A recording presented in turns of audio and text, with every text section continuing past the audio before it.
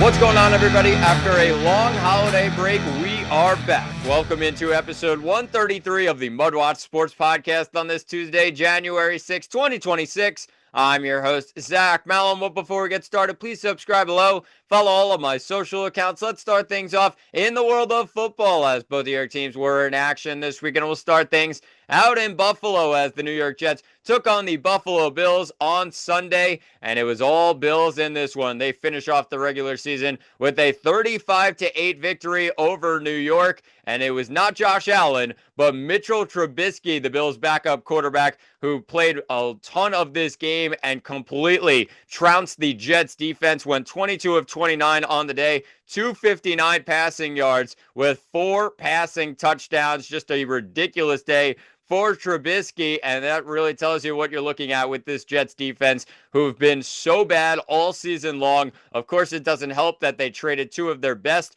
defensive players in Sauce Gardner and Quinnen Williams at the trade deadline to the Cowboys as well as the Colts. But when you look at it, the Bills really went to town anyways, especially against the Jets defense that had a lot of their guys playing in this game. A lot of their guys that had been starting for the last 7 or 8 weeks or so since the trade deadline, and they got completely trounced in this game. Just not even close, and Buffalo wins it 35-8. Brady Cook did not have a good day. 11 of 22, 60 passing yards with just 1 passing touchdown, and that 1 passing touchdown to Andrew Beck in this game. Tell me if you had that one on your bingo card. When you look at it, the Jets did not have Breece Hall in this game. They did not play him, of course, for rest that you would assume. When you look at Breece Hall this offseason, it's probably going to come down to the Jets franchise tagging him. You're probably not going to let him walk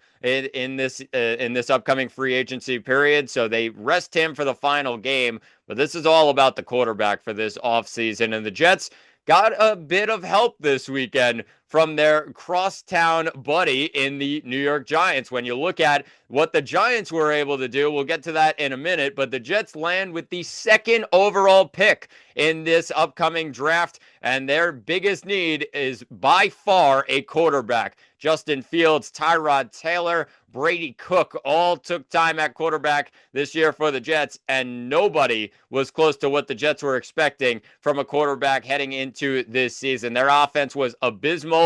Passing yards were just nowhere to be found, and the Jets really proved that. 140 or so passing yards per game. That's net total yards, and really when you look at that, that is not even close to the next best team in the NFL, 182 passing yards net. When you look at that, that just tells you the story of the Jets offense this season. Garrett Wilson, of course, missed a ton of time throughout the year. He only played 7 games, but the Jets somehow had him as their leading receiver this season. It all starts at quarterback. Aaron Glenn and Darren Muji have a lot of draft picks at their disposal for this upcoming offseason, but when you look at it, if Aaron Glenn goes into next season, doesn't draft a quarterback in this draft and waits till next year and wins 4 or 5 games next season, he might not have a job in order to be able to draft a quarterback in next year's draft. That's just what it comes down to. This is the business of the NFL. You probably get 2 years to really prove that you're the guy, and if you're not successful, the Jets win 3 games this year, and then they win 4 or 5 games next year. See you later to Aaron Glenn. He knows that, and it looks like the Jets will probably draft a quarterback no matter who is there on the board at number 2. They're hoping that Dante Moore, the young quarterback out of Oregon, comes out this year. It's looking likely that Fernando Mendoza, the quarterback of Indiana, will come out and probably be the number 1 overall pick in this year's draft. Las Vegas, of course, has that number 1 overall pick. They have Geno Smith, who's now turning 35 years old and was horrible this year for Vegas at quarterback. So they're probably going to take Mendoza. The biggest question is whether it's going to be Dante Moore coming out, and maybe they go with Dante Moore if he is available over Mendoza. They give the Jets the choice, but it all comes down to Dante Moore. Will he come out for this year's draft? And I don't know if that's likely considering the options that he has between the Raiders and the Jets. two franchises that just are going nowhere anytime soon. And you've seen that in recent history. Of course, the Jets with the longest playoff drought in sports right now since 2010. They have not made the postseason. And then when you look at the Raiders, I mean, it's just been downhill since Derek Carr had them in the playoffs. They just have not been able to figure anything out. A lot of turmoil in Las Vegas's room. And of course, the move to Vegas did not help them during that span. I think when you look at it, they will draft a quarterback no matter what at number one. The question of what the Jets will do at number two is draft a quarterback, but it may not be a good one if Dante Moore decides to stay at Oregon for another year. So we'll see what happens. But the Raiders get number one, the Jets get number two. And that was all because the New York Giants end up winning on Sunday. They took on the Dallas Cowboys on Sunday at MetLife Stadium, and the 4-13 now New York Giants beat the 7-9 Dallas Cowboys 34-17. The final. Jackson Dart looked really good in this game. Owner John Mara got the game ball at the end of the game, obviously dealing with certain complications due to cancer throughout this season. He's getting a game ball in the end. That's a great moment for the Giants, but not a great moment for Giant fans who are looking at the draft and saying, we need some more guys, especially on defense, especially some weapons for Jackson Dart to help him out. And the Giants muck it up in the end, and they win. They beat the Cowboys, which are saying, well, they won the game, but they dropped from the 2nd overall pick to the 5th overall pick. Back-to-back wins to finish off this regular season over the Raiders and the Cowboys. And the Giants, who had the number 1 overall pick heading into last week, dropped to number 5 now, behind both Arizona and Tennessee, who are at 3 and 4 respectively in the 2026 NFL draft. I mean, just a crazy couple of weeks for the New York Giants, but they end up getting a win and a couple of wins, and that makes you really happy with what you saw from Jackson Dart in that game, especially against this Cowboys team. Of course, they did not have a lot of players in this game. They did have a couple of their star guys playing in this one, but then they took a lot of their guys out. Quinnen Williams was in this game. If you're looking at their top defensive guy, you would look at, and he was playing in this one. Only had 2 tackles on the day, one of them a tackle for a loss, but a lot of their guys were not playing. And of course, the Giants ended up getting the victory. They take down their rival Cowboys at MetLife, and Tyrone Tracy played really well in this game. That's a guy to look out for next season, especially now with Cam Scatterboo still a question mark of his injury status. I think Tyrone Tracy, when you look at him, the speed that he's able to give the Giants is really something to look out for. Whether he'll be there next year, whether he won't be there next year, it's a matter of what the Giants are thinking about their running back room. And I think Tyrone Tracy is a really solid guy. If you can have him behind Cam Scatterboo next year, the real tandem that they can create in that Giants backfield, when you look at Jackson Dart as well and his mobility at quarterback, that should really help the Giants heading into next year. But he had a phenomenal game to finish off his season. 18 carries, 103 rushing yards, no rushing touchdowns, but did have a receiving touchdown with 8 receptions and 56 receiving yards on the afternoon. A great day for the Giants, not a great day for the Giants fans and their draft pick, but Jackson Dart, you see the positives. He went 22 of 32, 230 passing yards, 2 passing touchdowns. He also ran for 32 yards on the ground. So the Giants end up getting a cool victory in the end. They give John Mara the game ball, and that's a nice moment. But a 34-17 victory over the Cowboys moves the Giants down to 5. They weren't looking for a quarterback anyways with Jackson Dart. Now they're number 1 guy. But when you look at it, they have a lot of needs outside of that, and really pushing down behind Arizona as well as Tennessee, who are probably going to take the top available non-quarterbacks, take them off the board. The Giants will have a tough decision on who they will draft at number 5 overall. So the Jets end up losing their last 5 games by an average margin of 27 to 28 points per game, and the Giants end up winning their last 2 games of the season and muck up a top 2 pick in the NFL draft. When you look at it, that's just New York football for you. And let's move things now to the world of basketball, as the New York Knicks have been in action the last couple of weeks, and it's not been pretty for the last 4 games, as the Knicks are on a 4-game losing streak now, really struggling in the Eastern Conference, cannot figure out ways to win, and the last 4 games have really shown that the Knicks are not completely there yet at the top of the Eastern Conference. They still need some more work, whether that's adding something at the trade deadline or not. I mean, the Knicks have a lot of things to look at. I don't think they will add a monster piece, but they have been dealing with some injuries, and that's really hurt them the last couple of games, especially when you look at those games against some top opponents and some really lesser opponents. San Antonio is a tough game, and of course, San Antonio had a lot on their minds going back to the Knicks NBA Cup final win over San Antonio a couple of weeks ago. So they lose that game 134 to 132 down in San Antonio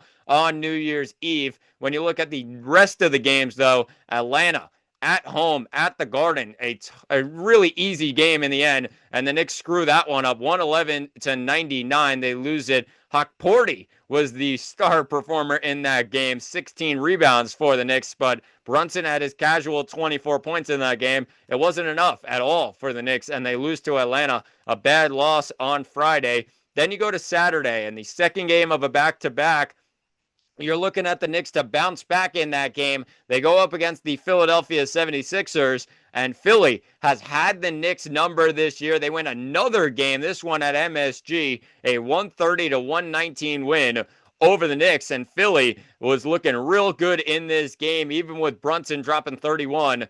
They just had no answers on the other side for Tyrese Maxey, who was just lights out in this game. 36 points, 14 of 22 from the field. And if you don't have an answer for Tyrese Maxey, it's going to be a long day for you. That's a team that the Knicks are going to have to worry about in Philly if they face them in the playoffs. Philly has had their number this year, and Philly is a much different team than they were a year ago. Maxey being the star performer for Philly, not even Embiid at this stage and in 2026. It's Maxey who's really the difference maker for Philadelphia, and he proved it on Saturday. But then the Knicks go on the road, one of their toughest games of the year, on the road in Detroit, who's been red hot so far this year. And they came into the game first place in the Eastern Conference, 26-9 on the year. And they blew the doors off the Knicks yesterday. It was not even close. 121 to 90, the final. Cade Cunningham, 29 points in this game with 13 assists. And the Knicks fall to 23-13, their 4th straight loss. A lot of bad shooting performances all throughout by this Knicks team. OG Anunoby didn't take enough shots, 1 for 4. Karl Anthony Towns was 1 for 4, only 6 points on the day with just 1 3-pointer. Mitchell Robinson only took 3 shots. You're not expecting him to take a lot of shots down low. He did have 10 rebounds, but only 2 points, and he's starting at center for the Knicks in this game. So the Knicks have a lot of things to look at. Brunson had 25, but really anybody close to him, Deuce McBride off the bench had 17. Mikal Bridges had 10. And that was it, really, for the Knicks. They had no answers on the offensive side of the ball for Detroit, and their defense has been a problem, in my opinion, since the start of the year. When you look at Mike Brown's offense, if it is not working, you have to rely somehow a little bit on defense. The Knicks don't do that. If they're shooting poorly on a day, they get blown out in a game, and of course Detroit proved that in this one. If you cannot play well on the defensive side when you're not shooting well offensively, that's just the NBA. You are going to lose every single game. And Detroit really went to town on the Knicks, 55% from the field, 52% from beyond the arc, 69% from the free throw line. I mean, all those numbers are phenomenal, but it all comes down to the Knicks don't play enough defense, and they need to really pick that up in a couple of these games that they're looking towards, because, I mean, a lot of these games are winnable games, games that the Knicks should be down to the wire involved in, and of course, it's the regular season, so not completely time to freak out just yet, but 4 straight losses, a lot of them based on how many points they've let up on defense. I mean, you look at the last couple of games, besides the Atlanta game where it just came down to the Knicks did not have their shooting going on the day, and Atlanta just scored more points in the end. 111 is not really what you're worried about in that game. More so, San Antonio, 134 they allowed in that game. Philadelphia scored 130. And Detroit scored 121. That's just not good enough in this league, and the Knicks have to be better defensively if they want to go anywhere later in the season. Really, what it comes down to is Mike Brown needs to change things a little bit, and of course, injuries have some part of that and something to do with that, but still. They are much better defensively than they put the effort into. And really, they need to have answers heading into these next couple of games because all the next couple of games are really winnable games. They take on LA, and that one takes place tomorrow at 7:30. Then you have Phoenix on the road. Then you have Portland on the road, Sacramento on the road, and Golden State on the road. That West Coast trip taking place next week. But when you look at it, those are all winnable games for this Knicks team because none of those teams are really near the top of the Western Conference. So we'll see what happens. The Knicks have to change things quickly. They lose 121-90 against the Detroit Pistons. And it's been a long couple of weeks for the New York Knicks, now on a 4-game losing streak for the first time this season. But in the world of college basketball, it has been the same disaster in terms of the St. John's Red Storm, who are now 9-5 on the year, unranked, and coming off of one of their worst losses you've seen in the last 3 years or so. I mean, just a brutal loss by St. John's. They take on the Providence Friars at MSG on Saturday afternoon, and they somehow blow a 10-point lead with 6 minutes to go and lose it 77-71. A horrible loss for St. John's, who falls to 2-1 in the Big East this year, and a 7-6 coming into the game. Providence Friar team that really didn't have any signature wins throughout this year. I mean, they completely dominated the last couple of minutes against St. John's, and St. John's had a 99% chance to win for a good portion of the second half of this game and completely blew it in the end. 77-71. Zuby Ejiofor was the only bright spot for St. John's in this game. He had 33 points with 15 rebounds on the day. Just a phenomenal day for Zuby. But nobody else showed up in this game. Nobody else on St. John's scored over 10 points in this game. 28% they shot from the field, 23% from beyond the arc, and Providence on the other side just had to make some shots. They hit a couple shots towards the end, 39% from the field, 33% from beyond the arc. They also just made free throws, and that's been a downfall for St. John's for a lot of the last couple of seasons. When they don't make free throws in a game, they ultimately make it really close, and sometimes they end up losing.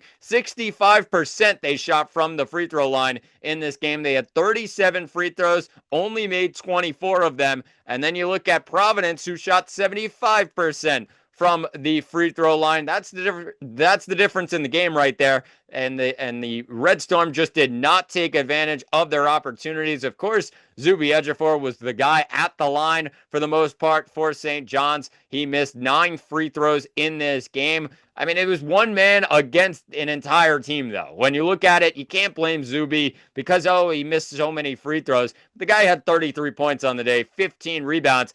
If somebody else drove into the lane and got fouled and went to the line, maybe it'd be a different story. But St. John's is just in a bit of a rut right now. When they play some good teams, they're not great this year. They've really struggled against top 25 opponents this year, and as well as talented opponents. When you look at Kentucky in that game, Kentucky was not ranked, but that game was down in Atlanta, and you just saw the size difference in the Kentucky Wildcats versus St. John's. The other games, Auburn, they lost out in Vegas. Iowa State, they lost out in Vegas. And Alabama, one of the first games of the year, they lose that one at MSG. But this one against Providence, just, a heartbreaking loss for St. John's, and they have their backs against the wall early this season. I mean, this is a team that expected to go further than they were last year when they made it to the second round of the NCAA tournament. They ultimately lost to Arkansas out in Providence. But when you look at last year's team versus this year's team,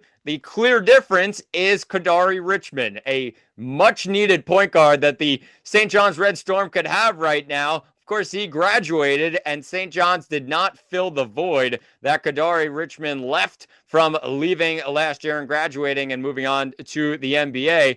I mean, it's just a difference maker right now for St. John's, having a point guard to lock things down the last couple of minutes of a tight game against Providence, of a tight game against Iowa State. They just cannot figure out a way to win those tight games, and it's really hurt St. John's so far this season. A brutal loss in the end to Providence, and the Providence fans out at MSG were really loud in that game. I think it was more so because they did not expect Providence to come back in that game. They were down a large portion of that game. They did make it close. They tied the game a couple of times, but really no signs throughout that game pointed to Providence coming out with a win, except for the last 5 minutes or so when Providence started making shots. St. John's could not make a free throw to save their life. They could also not make a shot on offense to save their life. Missed layups, turnovers, wherever you look.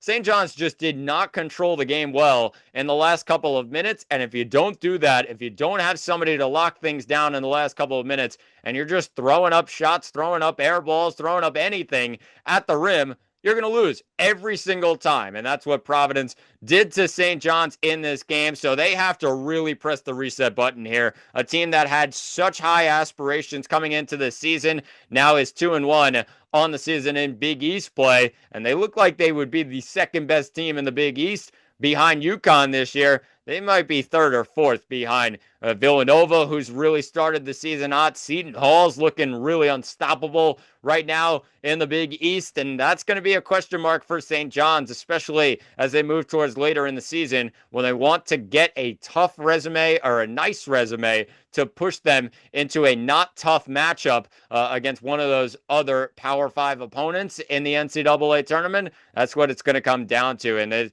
really looking at like an 8-9 game right now with how St. John's is playing. I mean, if they even get to that stage, they have to really pick things up and win some of these tough games and not lose winnable games like they did against Providence. But their next game is tonight. It's a 7 o'clock start, taking on Butler at Hinkle Fieldhouse, and St. John's comes into that game as 4.5-point favorites, total sitting at 163.5. A winnable game for the St. John's Red Storm. 1-3 Butler is in the Big East so far this season. I mean, the last couple of games for Butler, lost to Villanova by 18 on their home floor at Hinkle. They lost on the road to Creighton 89-86, and they got blown out by UConn on the road at UConn 79-60. So 3 games that you look right there and then, their 3 losses, that is exactly what St. John's should do to Butler in this one. And they have a lot more motivation after that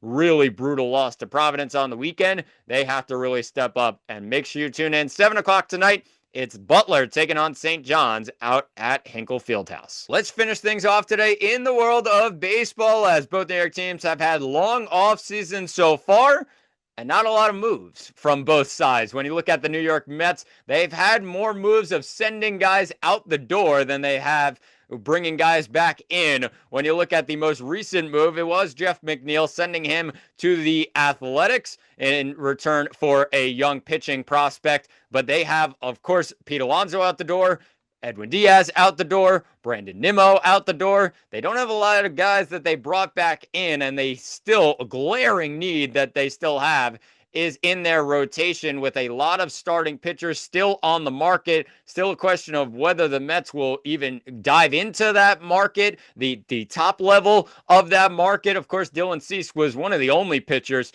to get a contract so far this offseason. 7 years, $210 million. He signed with the Toronto Blue Jays back long ago in the month of November. When you look at the rest of the starting pitcher market, though, Framber Valdez, Ranger Suarez, Zach Gallen are really the top starters. still left on the board. There's still discussions of Edward Cabrera, but more discussions between him and the Yankees right now. The Mets need something. They definitely need something at the start of their rotation. Of course, Sean Manaea, Kodai Senga, still difficult to count those guys out for 2026. But when you look at it, I think it's difficult as well to count on those guys. I think they have to look at some of those top guys in the free agent market in terms of starting pitchers and go after a couple of them. Ranger Suarez would be a really solid guy. I don't think he would be a number one. I think he would be more of a number two-ish, but you still have Nolan McLean in that rotation, and that's really what you're looking at, maybe a 1A, 1B between Nolan McLean and one of these free agents. But if it is Zach Gallen, that's a number three, probably, and maybe a number two. I'm probably moving towards a number three with Zach Gallen, whereas Ranger Suarez, I would say, probably a solid number two. Then you look at Framber Valdez. He would be a number one, but still a question of whether the Mets would want to pay Framber Valdez that kind of deal. I do think this market is really fallen off after Dylan Cease and what he was able to get 7 years, 210. I don't think any of these pitchers on the board are getting anywhere close to what Cease got from the Blue Jays. That's just what it comes down to, and it's not the same type of market, even though they'll ask for it. I think it's just a little bit different, and Toronto was very desperate to get Dylan Cease right away, and they did so with a nice deal for Cease's side. Really not as nice a deal, in my opinion, for the Blue Jays, but the Mets don't want to make the same mistake, if it is a mistake, getting one of these starters in the free agent market. They still have a lot to figure out. I think a lot of it as well, looking at their lineup, they have a lot of young guys looking to come up, Carson Benj being one of them, Jet Williams maybe being one of them as well. They still have some veterans to move around them, but their outfield definitely needs some help heading into next season. Center field, left field, wherever it is. Who's playing in the outfield next to Juan Soto in right field? That's a big question mark for the Mets heading into this season, but they still have a lot of time. It is only January 6th, but you're starting to itch towards, okay, what is going to happen with this rotation? What is the answer from David Stearns and Steve Cohen?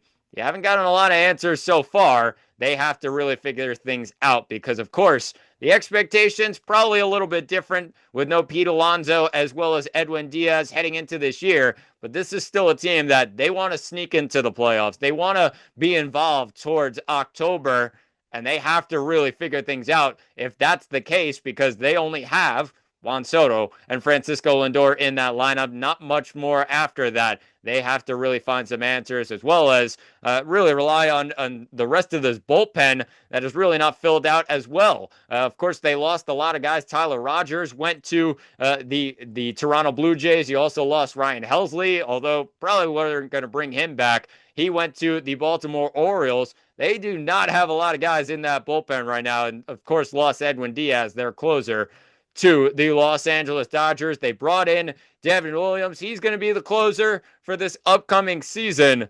I think everybody after that is still a question mark. We'll see what happens. But the Mets have a long offseason to go. What's going to happen? What's Stearns going to do?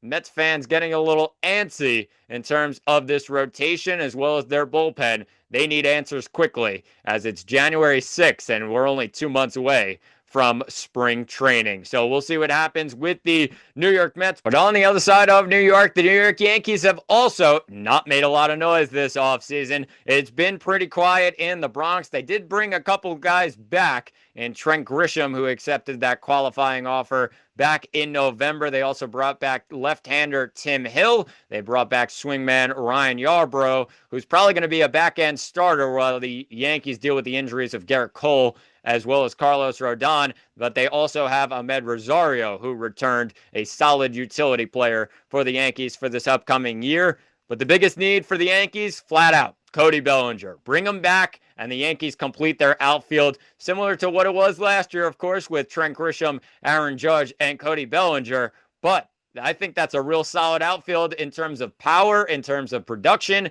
That's what you're looking for from those three guys. The other need is probably a guy in the infield to back up for Anthony Volpe, who's going to be out to start this season. Of course, a lot of Yankee fans want a guy to replace Anthony Volpe. Probably not going to happen, but when you look at it, they need a guy for the first couple of months of the season to really lock things down at shortstop.